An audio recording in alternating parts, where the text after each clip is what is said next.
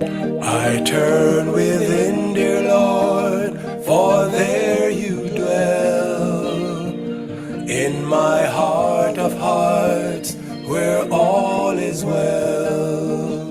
The love, the peace and joy that His Spirit expressed, I find 'tis me, dear God, and make manifest. I turn within, dear Lord, for there you dwell. In my heart of hearts, where all is well. The love, the peace and joy that His Spirit expressed, I find 'tis me, dear God, and make manifest.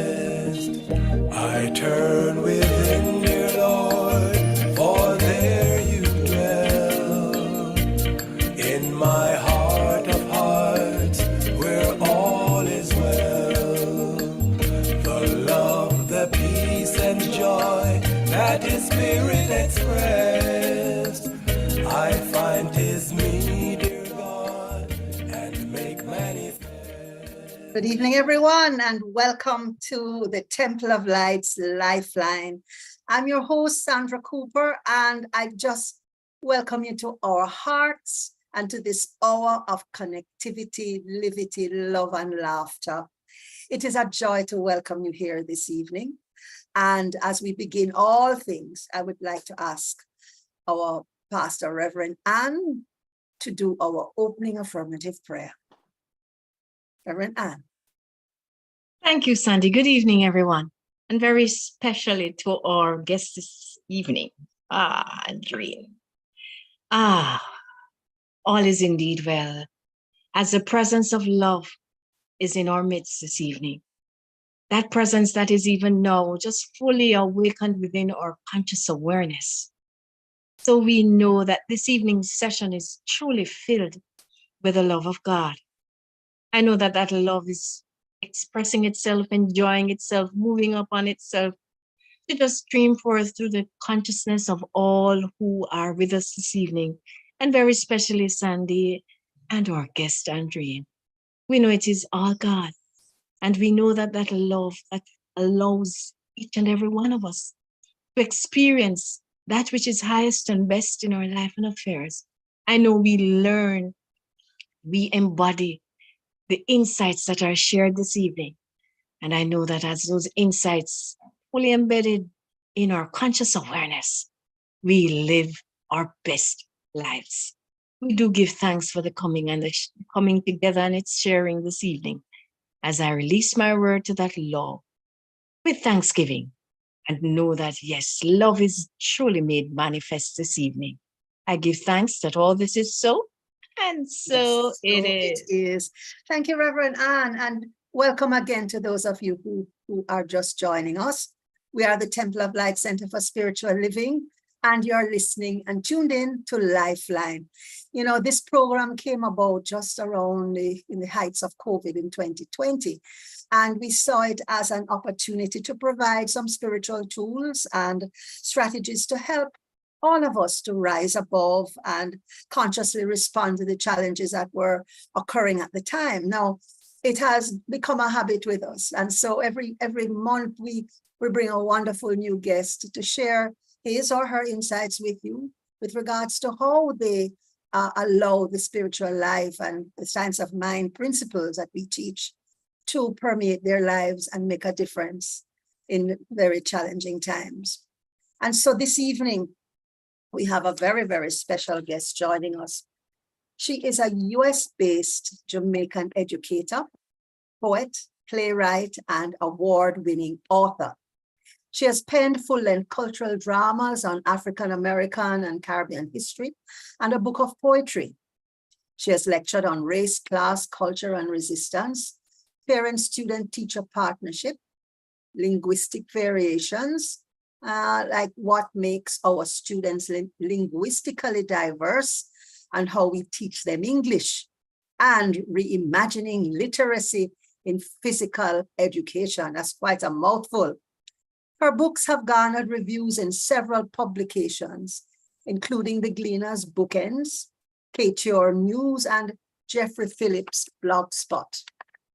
She's a founder of the Literacy Gateway Institute, where she develops curricula, wellness tools, and teaches parents to become co-teachers.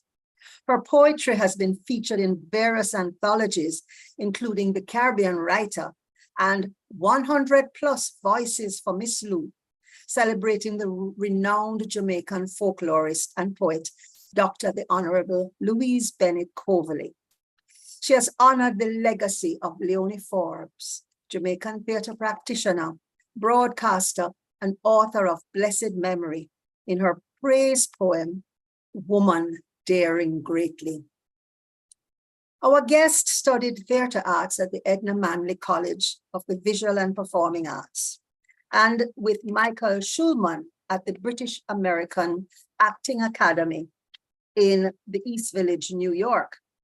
She served as artist in residence at the famed Lee Strasberg Theater and Film Institute in Hollywood, and has taken her brand of storytelling and performance to public schools, libraries, and cultural spaces. She's performed in several theater productions to critical acclaim. A fine soprano, she sang in great concert halls, including Carnegie Hall and the Dorothy Chandler Pavilion. She's an alumna of the Lincoln Center Education Learning Labs for Artists and Educators, a member of the International Women's Writing Guild, and the Association of Caribbean Women's Writers and Scholars. And in all of that, she finds time to relax by drawing, painting, writing poetry, playing Nyabingi and djembe, is it djembe or dembe?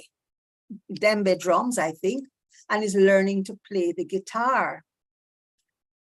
Ladies and gentlemen, it is my absolute pleasure to introduce our guest this evening, and we are going to have a feast. I don't know if an hour is going to have it, Reverend, and we might have to do a part 2. So I invite you all to help me welcome as our very special guest, Miss Andreen Bonner. Andreen, welcome, welcome, welcome. It is so good to have you. Wow, we chatted for the first time on Sunday, and I was amazed at at the similarities that we have in our lives and the places we've been to and the people that we've been associated with, but we've never met. So I'm just going to invite you for a couple of minutes to tell me, who is Andreen Bonner? As we'd say in Jamaica, where you come from, what you're good for, just tell us in a quick nutshell, who are you outside of the— Wow. Thank you so much, first of all, for the invitation. Oh, you're welcome. I'm still trying to find out, but I can tell you a little bit about where I was born. I was born in Kingston, Jamaica. Lived in the Kingston 11, 10, in that general area. And with my mom and my dad, who were both school teachers, and my siblings. And I went to Central Branch Infant School and Primary School, also in Kingston, and Merle Grove High School. I went to Edna Manley, as you shared also. Back then, it wasn't Edna Manley, it was the Cultural Training Center, to Jamaica School of Drama, when we started to break out into our different homes. And then I moved to the United States and studied theater arts here and performed a lot here as well. So, and then I became a teacher, teacher of English language arts and theater arts, now retired, and have become a full-time author, and just lounge around waiting on the muses to inspire me. Inspire. No. Yes. So and guess what I'm doing too? Tell me. I'm cooking every day. You're cooking. I never did that in my life. So what has inspired that? health. I want to be healthy. I have a lot of work to do. I have a lot of books to write. I have a lot of things to do, so I have to be healthy. So I have a mission, and so I want to just cook my own food. And I'm loving it. It's like art. It's magnificent. It's just another art that I have now. I'm now starting to enjoy. It feels sweet. It's interesting that you should say that, because I've always loved to cook. Those of you who know me well know that, I'm good with food. But I'm also very present to being at this stage of my life, wanting to ensure that I am proactive in maintaining good health, and that I can create a good path for myself. And I'm getting that from you as well. Yeah, definitely. It's just so much to be done, and I want to do it. Okay, that's awesome. That's one of the things that, as Reverend John would say, rewirement. He didn't go on retirement. He went on rewirement. Rewirement. It has allowed him to do so much that he has, didn't have the time to do when he was a full-time minister.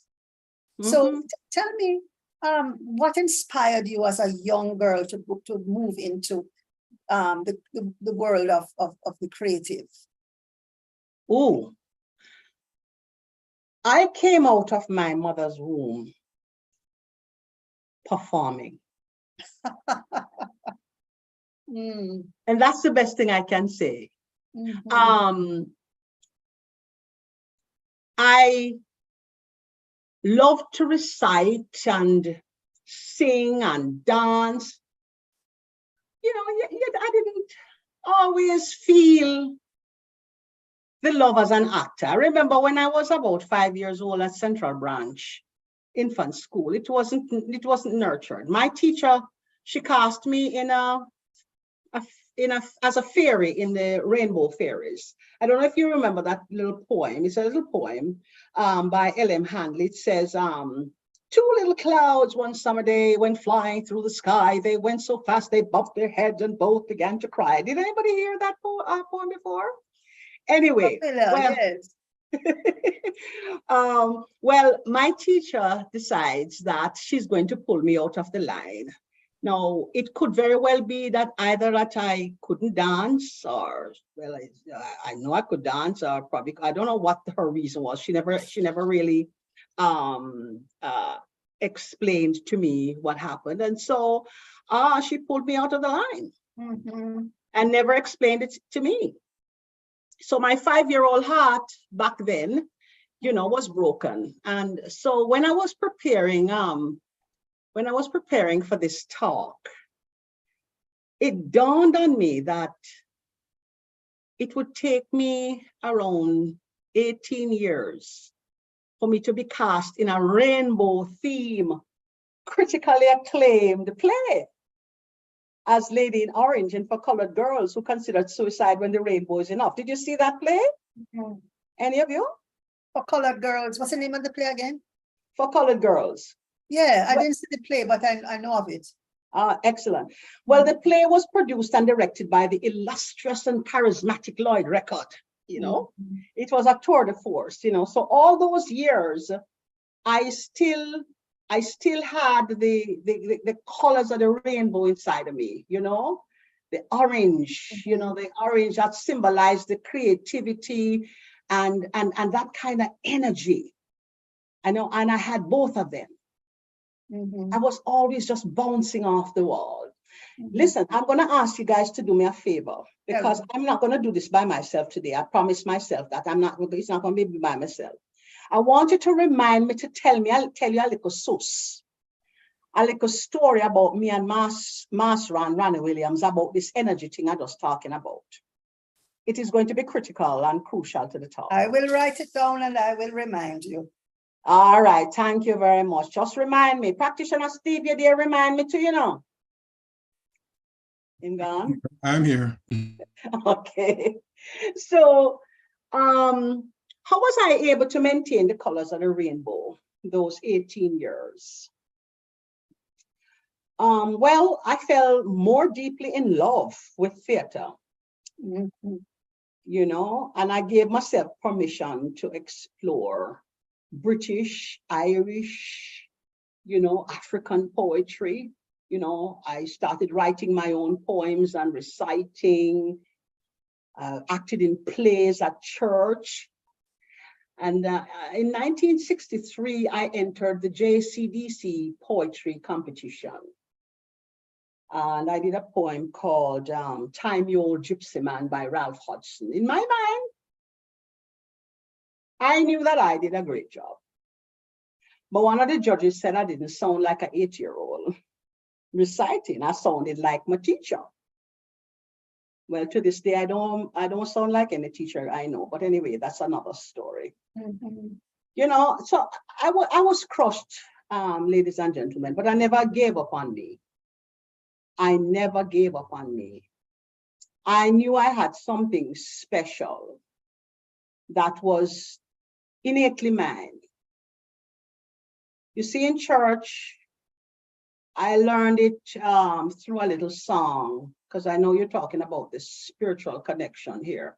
There's a little song I used to sing as a little girl. It said, "This little light of mine, I'm gonna let it shine. This little light of mine, I'm gonna..." Oh, no, that song? Oh, yes, we do. That little song. Yes, let it shine, let it shine, let it shine. Well, that little song got me through a lot.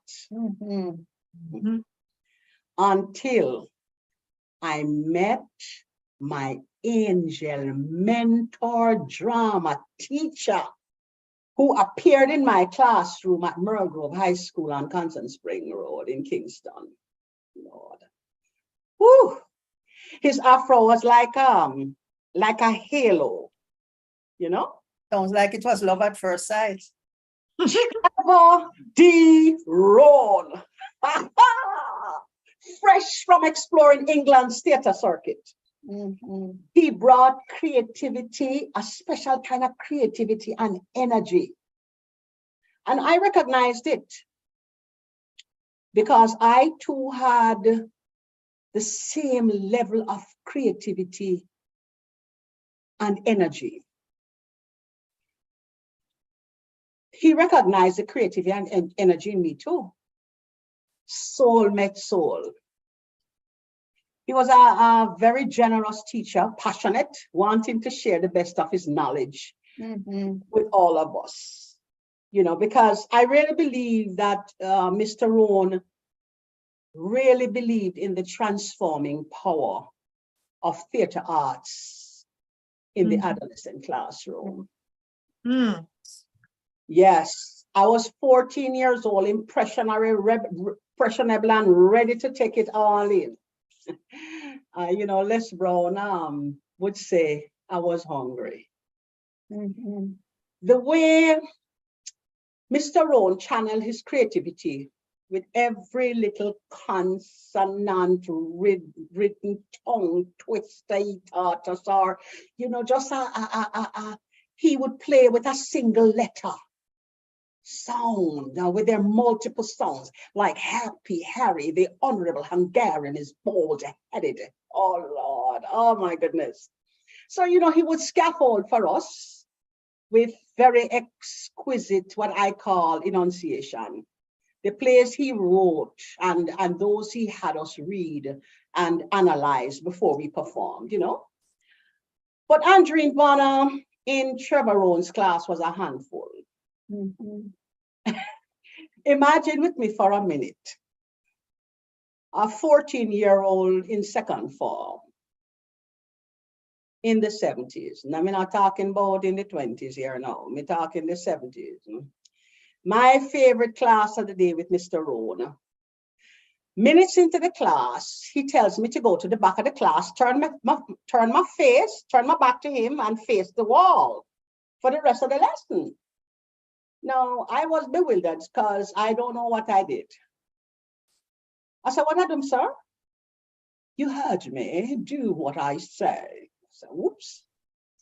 So, ladies and gentlemen, I humbled myself and I did as I was told. As soon as the bell rang, I gathered my books and faced this teacher.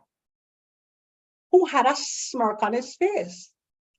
So I said to him again, what did I do wrong, Mr. Rowan? Well, of course, by this time I was rolling my inner eye. I wouldn't dare roll my eye, of course, the tears were just about to fall out of my eyes then. And this halo head being in front of me burst out laughing. I can't teach looking in your face. I can't concentrate. I am laughing now. That is something that Trevor Rowan would say. I am laughing now, but listen, I was on the verge of tears. Mm-hmm. That moment, I think I'm crediting that moment. I awakened my hunger for more knowledge about acting. But Andreen, there's something that's coming at me from all of what you are saying. Yes. That from a very, very early age, you were present to that inner something that told you you were special. Maybe Yes. you didn't know what it was, maybe you didn't acknowledge that it was such. Right? That there was this tremendous reservoir of creativity inside of you. Yes. I as a young child, I had it beaten out of me. I was a very quiet and introvert little girl. Mm-hmm. And I used to make up all kinds of stories. And just as I became an adult, that I really embraced the music and the dance and drama and all of that stuff. But you seem to have captured and opened yourself to that spark from very, very young. Mm-hmm. And there was never any stopping it. Once you recognize that it was there, so much so that somebody of Trevor Rowan's capacity and capability and competence couldn't even look at you because you exuded so much joie de vivre, you say it in French. Yes. That he just could not, as an actor, that's almost it's not an insult, it's the opposite of insult. It was a compliment, because actors are not supposed to laugh in the barest of jokes. So you made him vulnerable. How cool is that? Trevor Rowan. Yes. I mean, yes. And it's so funny. You said something a while ago that a lot of people who think they know me would get a chuckle. I was quite an introvert. Mm-hmm. I was such an introvert. I didn't even want to play with my siblings.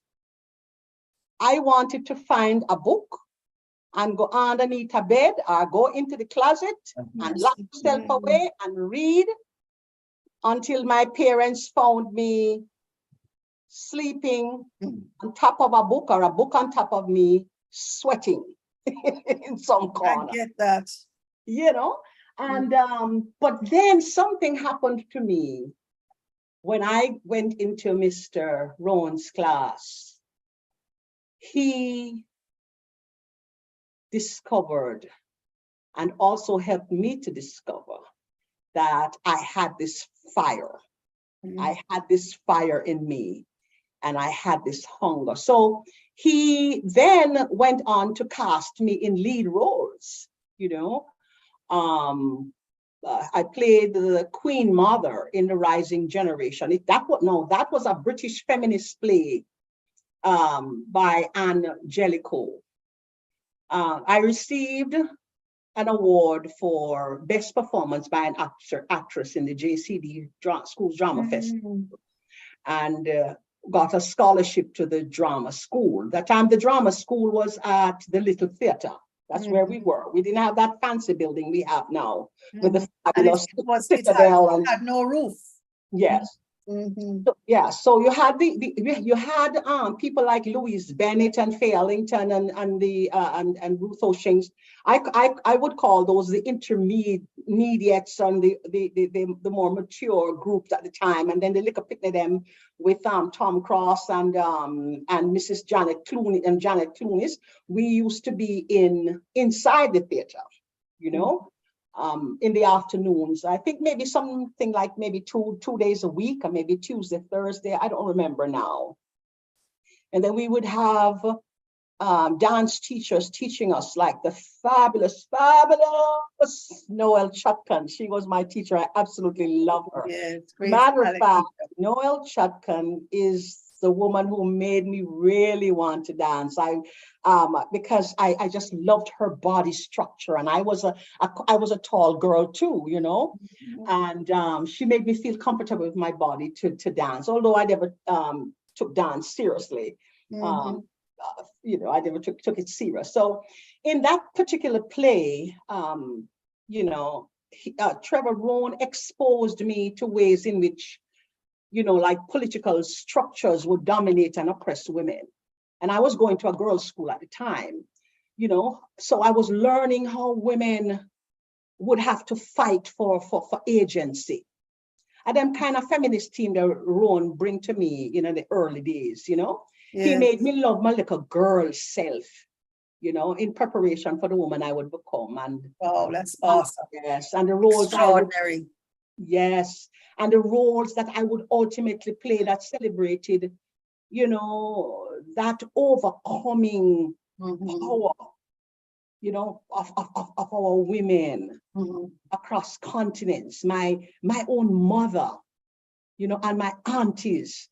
I was Yeah. able to learn from them, you know.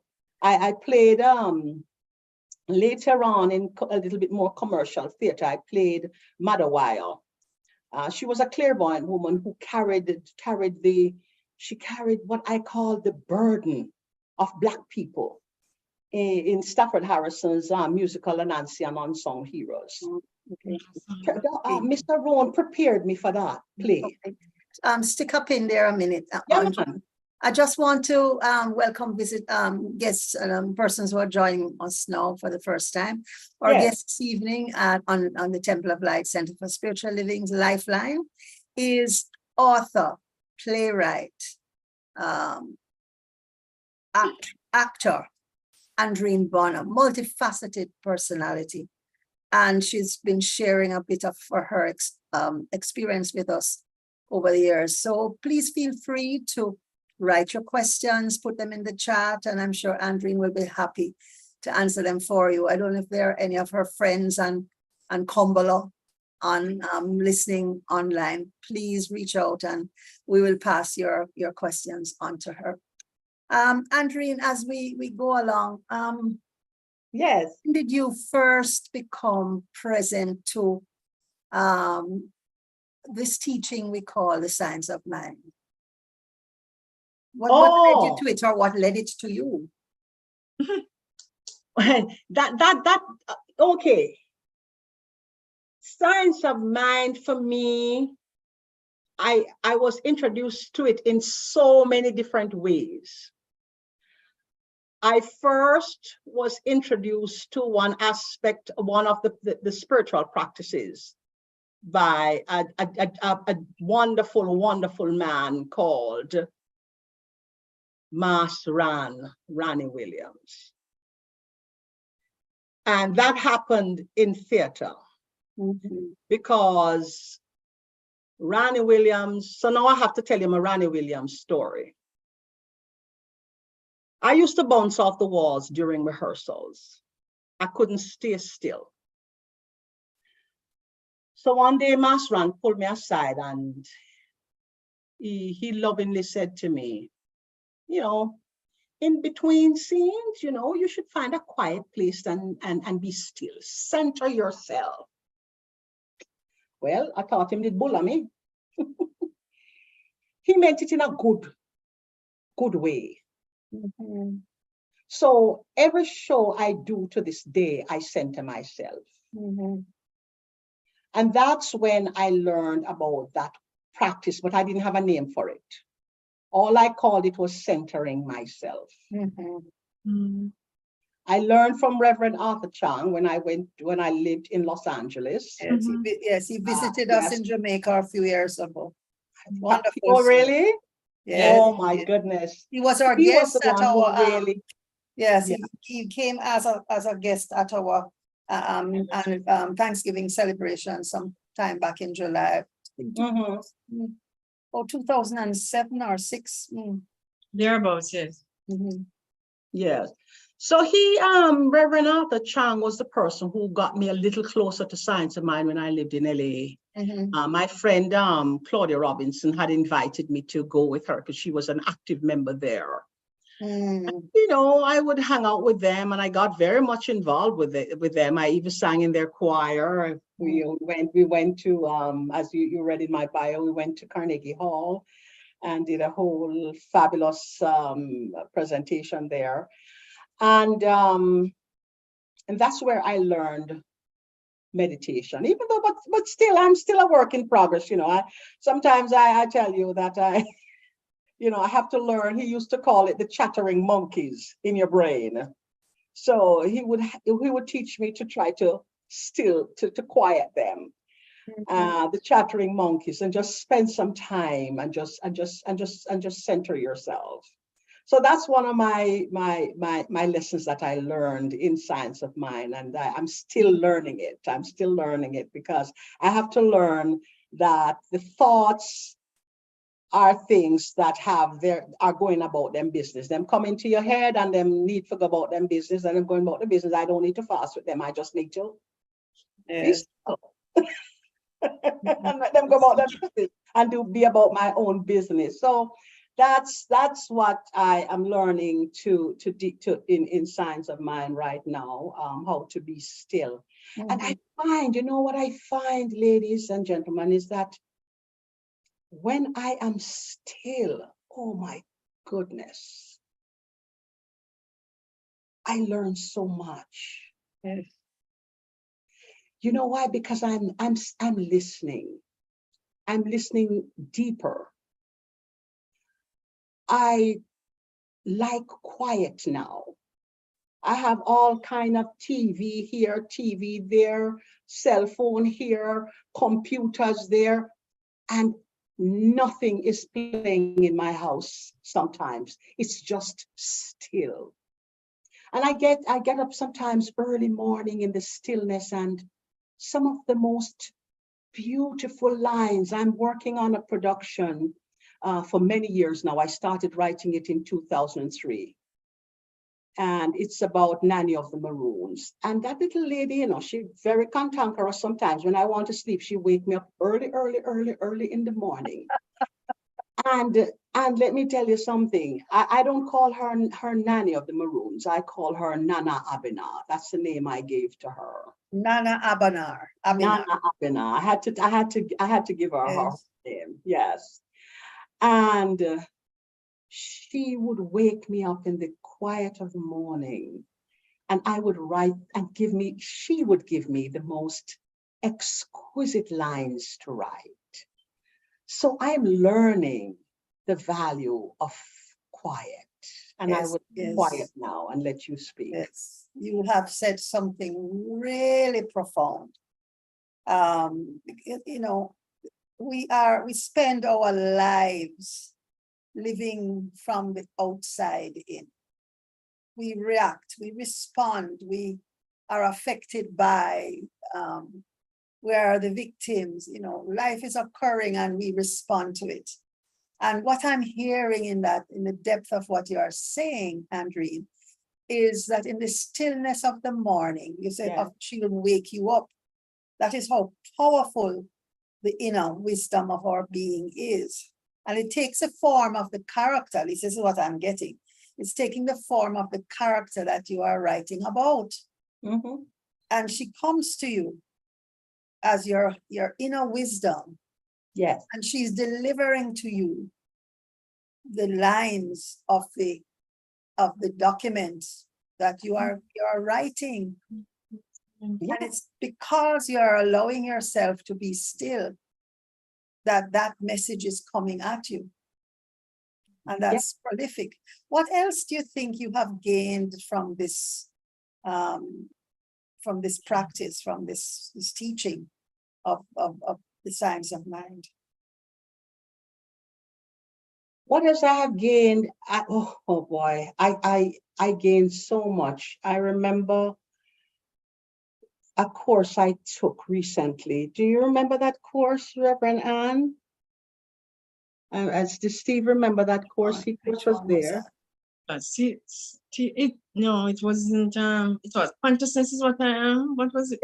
No, this one was In Tune with the In tune Infinite. with the infinite. Oh Lord, that was a lovely book. Yes. Mm. I was greatly moved by the story of the lotus pond. You remember that one, Steve? And how the lotus pond dried up because There's no true essence of love was shut out. And Ralph Waldo Twine, he so beautifully put it that I will quote what Twine said. He said, in the degree that we recognize our oneness, our connection with the infinite spirit. In Judaism, I say the presence, the Shekinah.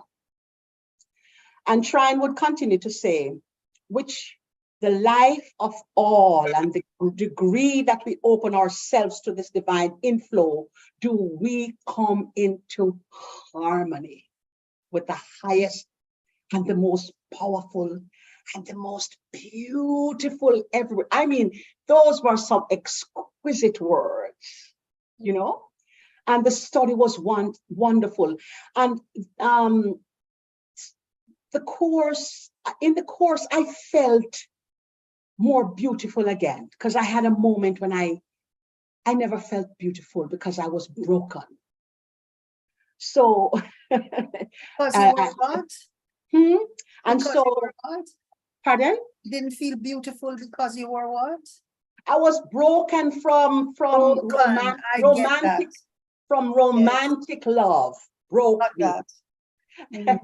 Broke me. I hated the idea of romantic love for decades because it shoved me into what I call a Persephone state in the valley of the shadow of death. Persephone. Okay. Why? Greek Because mythology. I thought that romantic love was love until my lover's exit ticket. You know, we give students exit tickets at school to check on the learning, you know, if they learn anything in class or they have any more questions. Well, my lover's exit ticket read, love is not enough. And it pained me and it puzzled me at the same time. I felt beauty melt away like, you know, like you're eating a back and front ice cream in the hot Jamaican sun. And it just melting away. Just melting away. Mm. But then I was awakened when I got into this teaching and understanding of this teaching. And don't get me wrong, I'm still a work in progress, okay? Because these things don't just go away. I learned that there was an absence of agape love. Only lust was present so when the lust faded, there was no agape love to sustain the relationship.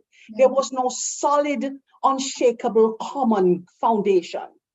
I used to say to possible suitors, I'm just not good at this romantic love thing. But now I say I am good at this romantic love thing because I have broken the code. Agape love must be present. Amen. Instinctual affection must be present. Eros love must be present. All existing as a whole. Oneness. And that's what I'm learning in this, learning from you. I'm also learning it in Judaism as well. You know, this oneness, coming into oneness and harmony. And then nothing can shake you. And that brings me to this is indeed the topic for our session this evening, making room for love. Yeah. Because when you talk about love, what I'm hearing, this is not the oh my dearest darling, you know, love me with all your heart, blah blah blah, kind of talking about, you know, making room for love. And I'm getting that all your life you have woven love into everything that you, because I'm hearing the passion, Andreen. I'm hearing the passion in your drama, the passion in your poetry, the passion in everything that you do. Before I forget now, you told us a Master story, but I would love if you could put your fingers on a copy of that poem you did for Leonie for her celebration Sure. of life. And that piece was written from a place of love. It was a love, it's a love poem. So you'd like me to read it for you? I would indeed. I remember it was written, it was read by Rosie Murray. Rosie Yes. Murray at Yes, the Thanksgiving. yes. It was the celebration of Leonie Forbes' life. Oh my The God. little theater by all her thespian friends and family. Yes, And yes. I was really privileged to have been there. Please read it. Oh my goodness. I'm so honored to read it. Let me see if I have it here. Oh my goodness. And while Andreen looks for the poem, I found it. friends, remember to think about your questions and write them in the chat so we can, have her. I have a question for her though about the adolescent mind and Trevor and the fact that she's teaching parents now how to teach. So that's my connection. So Excellent, excellent, excellent. So, all right, I will do the poem for you now. And then you answer Reverend Anne's question. What? Yes, go ahead. No, you can do the poem and then you do the poem first. Oh, do the poem and then I answer. Okay, excellent. Yes. I was asked by Rosemary Murray Tingling to write this poem because they were going to honor. They were going to do an event to honor Leonie. And she said, girl, I look everywhere. I find a phenomenal woman. I find this poem. I find so many poems. I just want something that will speak to who Leonie is. You can't write something about Leonie unless you really know her, eh? And I have a long Leonie story, which I'll have to tell you in another show, okay? And so she said, but it's Monday, I think it's Monday, and this is probably Thursday or Wednesday or whatever day it was. Yes. And then in 2 days she called again, she said, at least give me the title. So I came up with Woman Daring Greatly, praise poem for Leonie Forbes. I see you, sister woman, center stage, the lights dim. You with the crochet needle, rainbow yarns around your neck. On your lap, on the floor, a follow spot on your face reveals the handiwork of a mother, lover, dancer, teacher, warrior, stitching memories, row by row, across time. Single stitch, double stitch, slip stitch, granny stitch, puff stitch, treble stitch, star stitch, bee stitch, moss stitch, knot stitch, bubble stitch, chain stitch, and if you fall down, roll and get up stitch, linking, shaping texture, nothing in the world to stop you.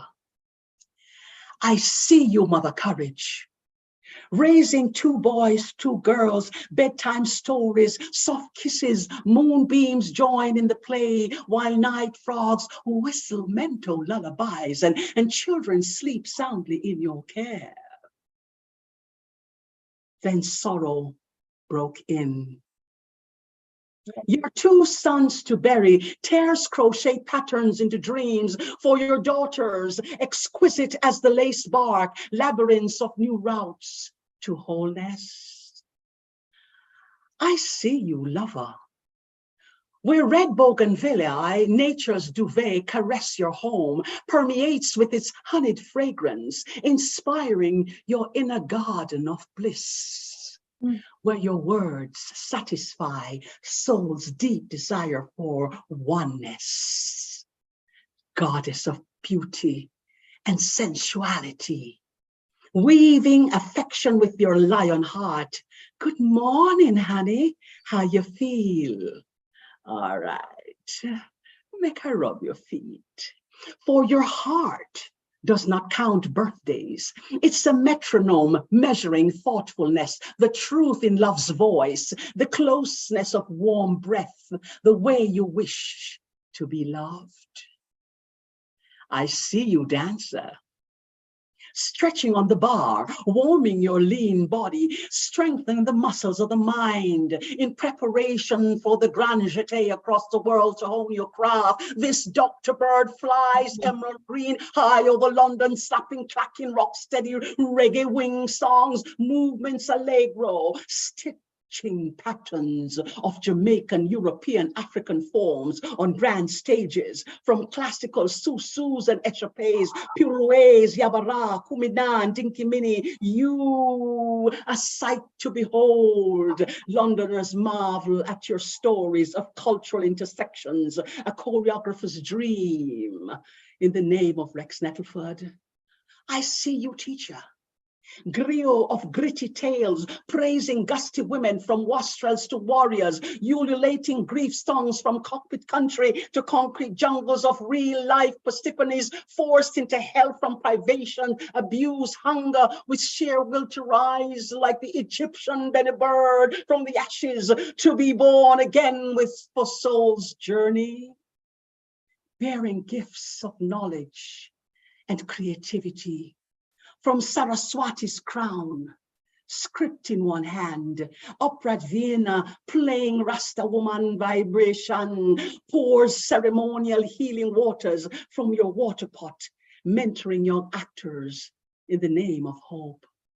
I see you, warrior woman, stitching liberation strategies to free the minds of your people, stitching words of playwrights, dramas, agitprops, comedies, deconstructing false narratives about her story, like Queen Nanny who defeats the British down by the Stony River, and Sojourner Truth who blasts the call to action in the name of courage.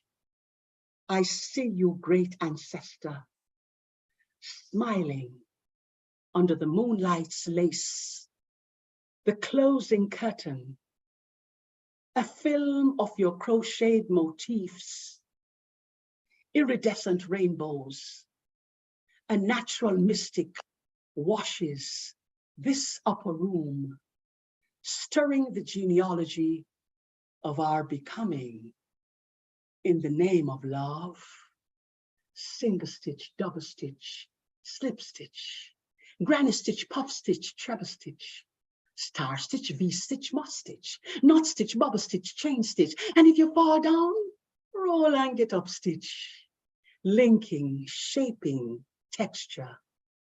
Nothing in the world to stop you. Oh, amazing, Andrea. When I heard that poem for the first time, I didn't know you were the one who wrote it. Rosie read it at the event, and I just sat there and the tears just flowed, because it was, I said, this is Lee, this is Lee, this is Lee. It just captured her life as I knew it. She was about love. She was indeed. She was about love. That, when we do things with love, this is what occurs. I remember she came to see me perform. No, she came to my rehearsal at the Little Theater. And I remember I told her that I was getting ready to do another play, because it's right behind that one. And it was the Anansi and Unsung Heroes play. That woman took to that place so much. She would come to rehearsals. And I remember one night she came and she brought me a bag of makeup, because this woman was she was carrying the burden. This Madawaya character was carrying the burden of the world, the burden of the black people. And Leonie brought me bits and pieces of costume. And we have costume at the arena, but them a costume is special for this character. Got you. Got you. And she brought me makeup to black out my tooth, because she said every time, and all kind of crouches to carry. And while I'm going along that railroad, You know, she said, every time you come on that stage and you're on that railroad traveling, you have to change. You must Mhm. change each time. Yes, But your awesome. life is evolving Mhm. wherever it's going. I mean, I learned so much. I'm getting And I was see remembering it. yeah, I see a metaphor in that. And Reverend Anna, coming to you in a second. The metaphor of always evolving, Mhm. or as we walk along the railroad of life's journey, we're constantly growing, always evolving, adding something, dropping something, but always evolving. Yeah. Reverend Anne, your turn. What's your Andrew, question? like when you said something to me about being at 14 years old and Trevor Rowan was able to awaken something in your adolescent mind. Mhm. And I remembered in your bio that you're teaching parents how to teach.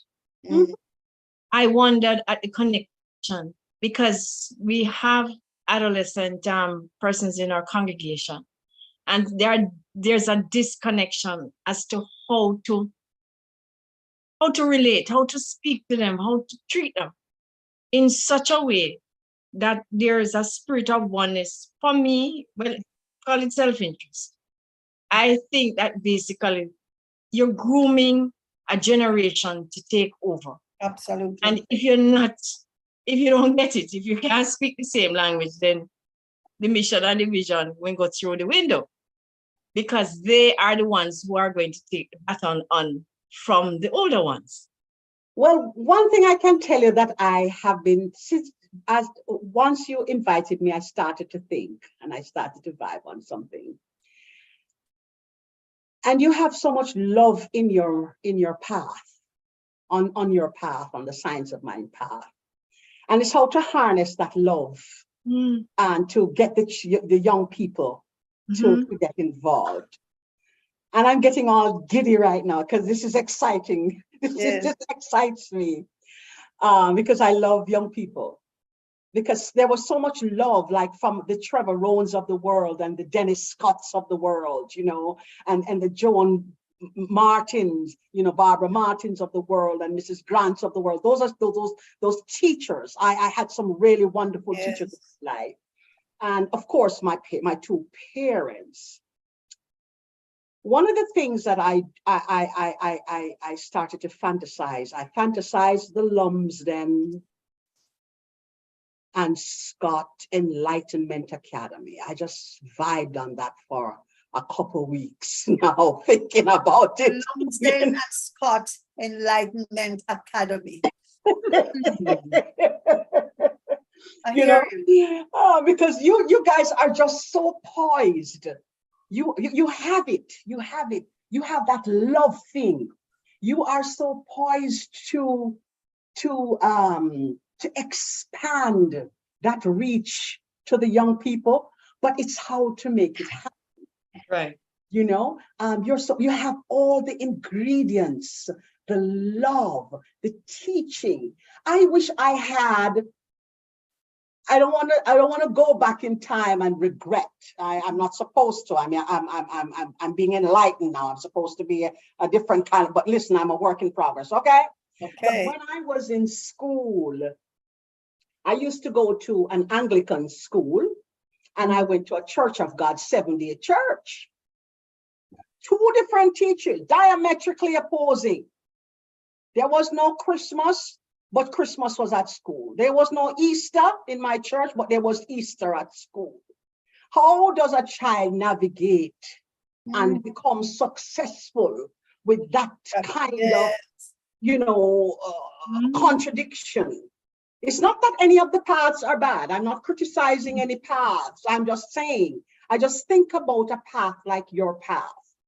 And I'm saying to myself, if those children could just have you 5 days a week, K through 5, K through 2, then the next year, add first grade, the next year you add second grade, the next year, right up to high school. That was Reverend Elma's dream. Let me tell when you she something. said it, she said goosebumps. You guys, Listen, guys. you guys could transform Jamaica. Oh, Absolutely, you know. Oh, Reverend John hearing. I don't know if When, he's hearing. you know, But Andreen, listen, uh-huh, I go to I try to catch Reverend John Monday, Wednesday, and Friday. It doesn't right. happen like that all the time, but I catch him. I do catch him every day. And I was just laughing this morning because he usually says something like this. Let us start let us begin as all things begin With God. with God or Yes. something, with love or with God or with love. And I said, but sometimes I catch him 12 o'clock in the night, you know, when I'm going to bed, or 2 o'clock the next morning, you know, going to bed. But yes, but that I am kind of so hooked on it. I try to catch him whenever I can, because it's the teaching is just so potent, and the self-talk. If a child is getting that every day, and one of the things I do now is that in my private practice, I teach parents to become teachers, like you saw in the bio. Mm-hmm. And my parents have to come to class. And my parents that I'm teaching right now can really afford to come to class because when I'm teaching a strategy for the children to take home, the parents have to go home with it too. The parents have to continue it. And the parent has to become an advocate, you know? So if the parent and the child are learning together, Oh, there's nothing beautiful. stopping them. So when I started to rebel against my mother's religion, it was because it was her religion and not mine. Yes. I had to go find God myself. Understood. And I was finding God in myself in the church, and they kicked me out of the church at 16. I got a letter saying you gotta leave because you're asking too much question. We ain't gonna answer it. Is our way or the highway? And they put me on the highway. Wow. I don't think it was on the highway in Jamaica at the time, but yes. So when we spoke on Sunday, I said, Andreen, this hour is going to fly. it does. And it's now 3 minutes to the hour. Yes. And I need to find out from our YouTube audience if you have any questions for Andreen or anyone else who is tuned in via Zoom or on YouTube.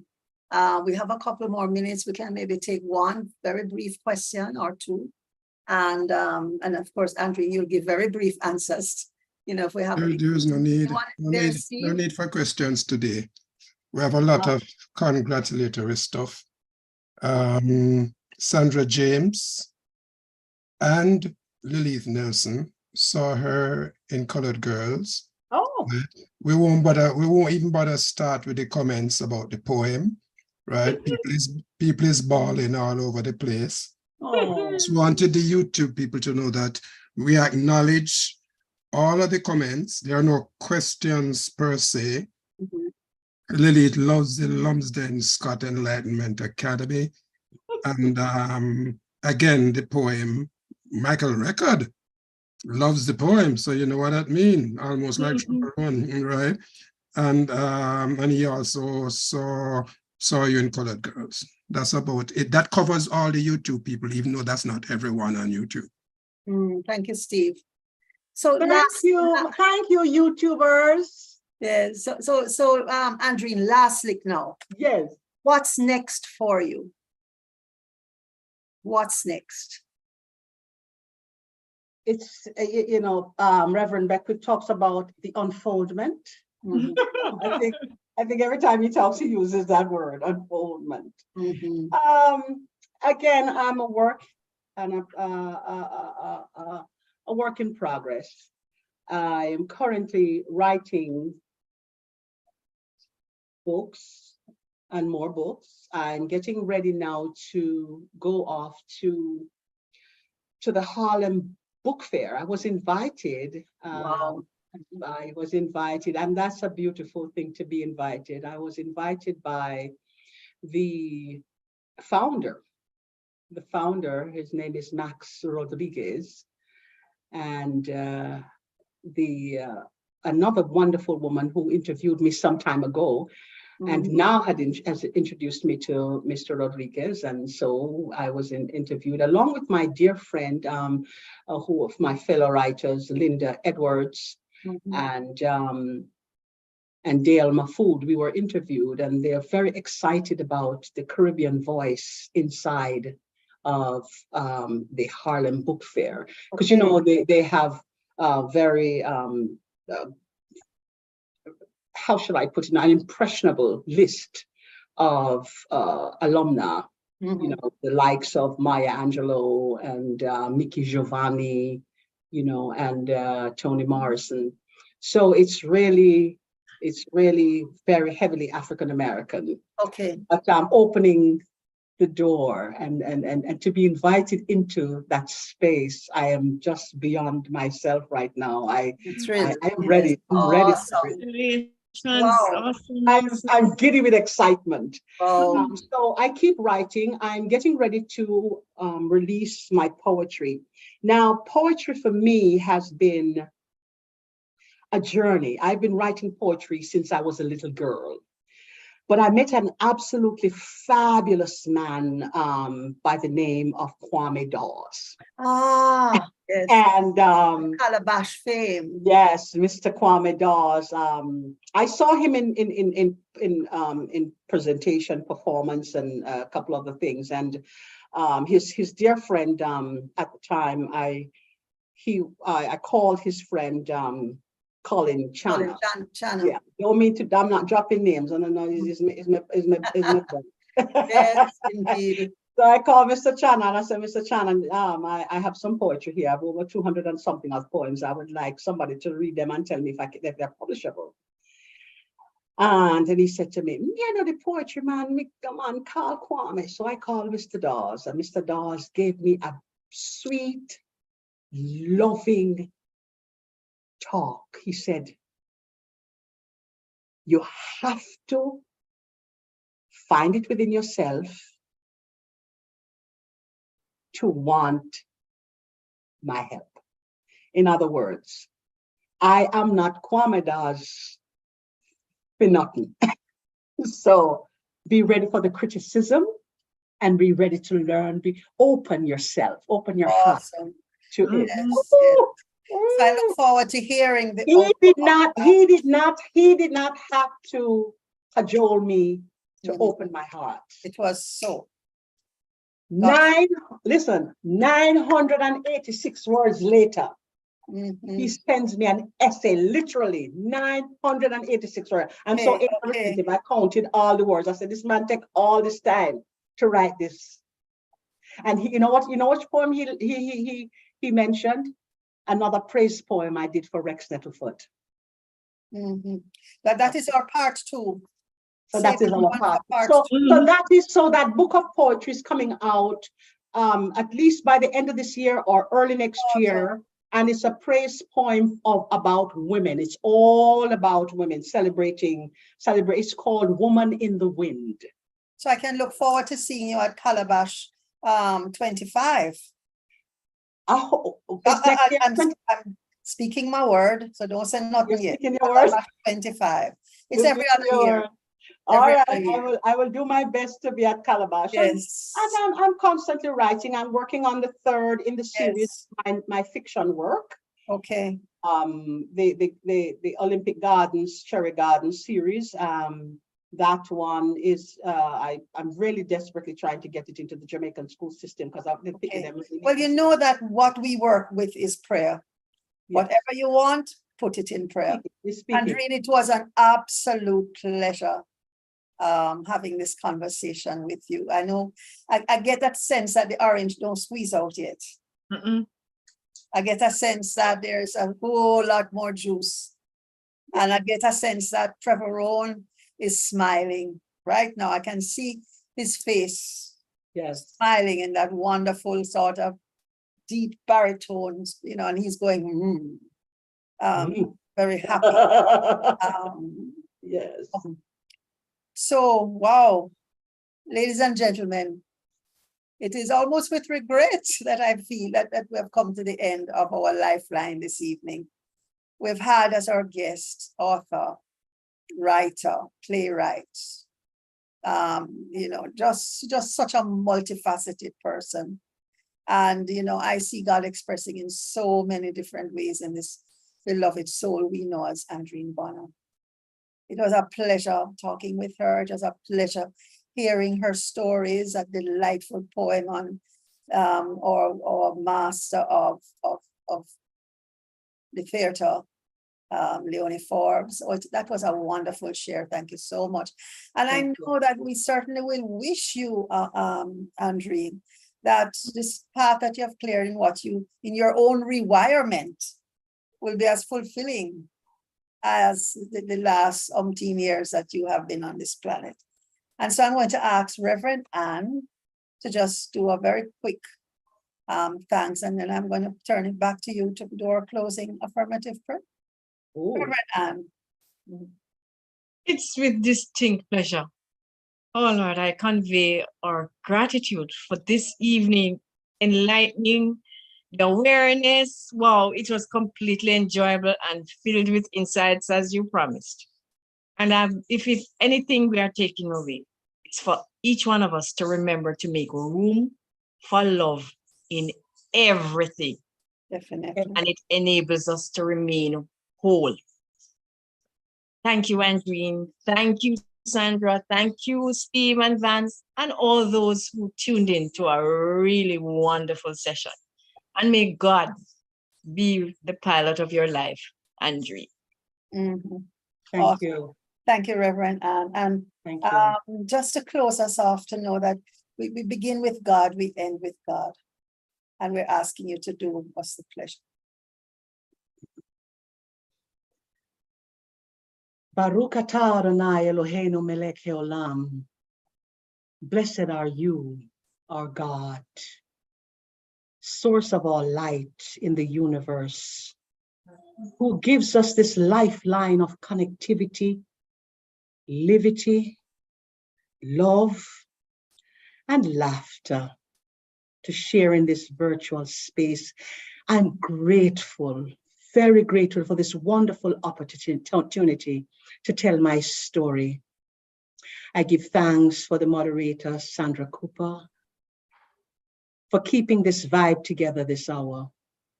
We give thanks for the generous founders of this Temple of Light, its loving pastors, practitioners, members, and all beautiful souls who joined us in cyberspace. We recognize that we are still works of art, instruments of love, ever unfolding. We are knowing now, as Ernest Holmes taught, that the rose exists to express beauty. And so we rid our thoughts of all shade and missteps and align ourselves to this knowledge, to this truth, that when we give love, we honor others. When we receive love, we are being honored by others. With this knowledge, I release this truth to the divine love of Yahweh to act upon it. And so it is. Shalom. So it is. Thank you so much, Andreen. And friends, we see you last Thursday in July for our next wonderful and exciting journey into the life of another wonderful guest. We will let you have that information later on. And so we look forward to having you. Thank you so much for joining us. And Thank you. enjoy the rest of your evening. Yes. Namaste. Namaste. Thank you. Thank you, Reverend Anne. Thank you, Steve. Andreen, thank you so Thank much. you, Vance, for making it work for us. Thank you.